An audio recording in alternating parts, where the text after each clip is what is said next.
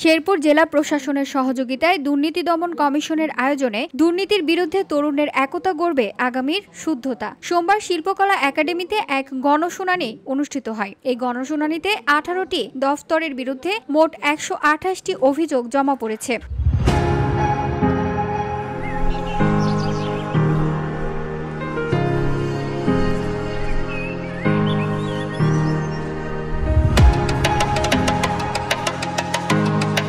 গণশুনানির প্রথম ভাগে আমন্ত্রিত অতিথিগণের স্বাগত বক্তব্য রাখেন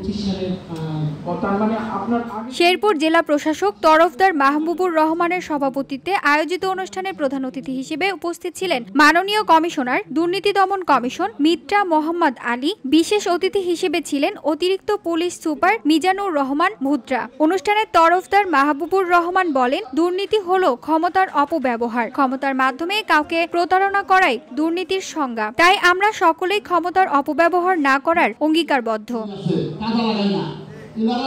এই অনুষ্ঠানে বিভিন্ন দপ্তরের দুর্নীতির কথা তুলে ভুক্তভোগীরা অভিযোগ করেন। তার মধ্যে উল্লেখ্য, এক ভুক্তভোগী শেরপুর জেলা BRTA এর কর্মকর্তার বিরুদ্ধে অভিযোগ তুলে সেই অভিযোগের ভিত্তিতে সেই অফিসের স্টাফ মনিরকে বহিষ্কারের আদেশ দেন দুর্নীতি দমন কমিশন।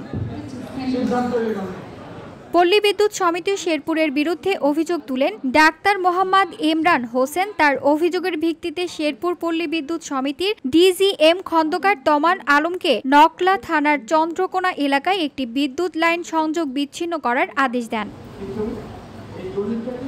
দুদক কার্যালয়ের আমন্ত্রণে আরও উপস্থিত ছিলেন শেরপুর প্রেস ক্লাবের 2 অংশের সভাপতি ও সাধারণ সম্পাদক সহ শেরপুর সাংবাদিকগণ। VOD Bangla news desk.